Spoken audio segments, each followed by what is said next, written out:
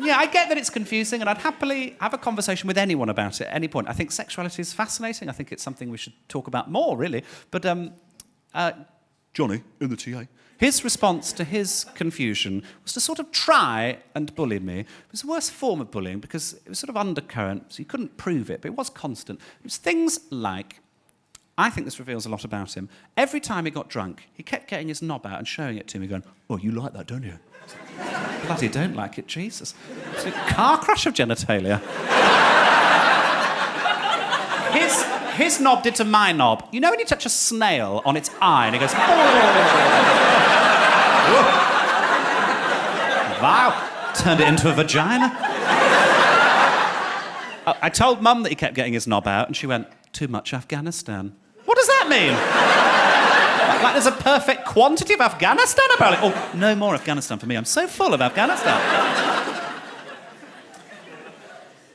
He presumed I was gay. Often people do. How could you? I don't know how. But it's fine. I think it's interesting. When I said, "Oh, no, I'm actually bisexual," I think he thought I was asking for sex advice with women because he immediately went, "Oh, well, women like to take control in the bedroom."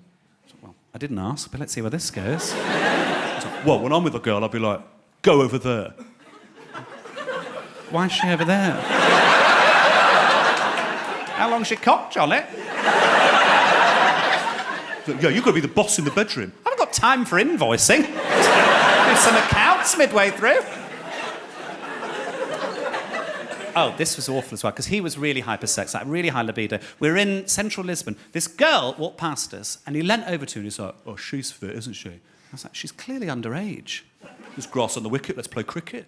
People are still saying that sort of thing. So to appease it, I made up my own rhyme. "If you want to be a gent, get their consent." You know, just a fun one. Could have hashtag feminism. And I didn't want to be at loggerheads with him for the whole time because I've never been to Lisbon before, so I wanted to see that. I hadn't seen my mates for ages, so I thought I'll ask him about his life, see if I can get him to open up. So I said, "Oh, what's it like being in the TA? How does that work?" And he went, "Oh, well, probably go on a tour in the next couple of years." So, "Oh, a tour? What are you doing? Art centres? Theatres?" Just keeping it light. And he went, "No, this isn't a tour like what you do. This is proper war." Proper war? Somebody's not done a gig in Wigan, have they? I mentioned Wigan, I actually love Wigan. The reason I mention it is a good friend of mine, Karen Bailey, she's a stand-up, and she has this rule, which a lot of comics abide by. If you do a gig and it's hell, and like you die on your ass, you spend the money on something you want rather than on your bills. And I've wanted this necklace for so long. It's a little trumpet. It's called the Blow Your Own Trumpet necklace. But it's £110, and I just can't justify that. I couldn't justify that on a necklace. Then I went to Wigan. I did a gig for £120. They were homophobic. They hated me. Thank you, Wigan.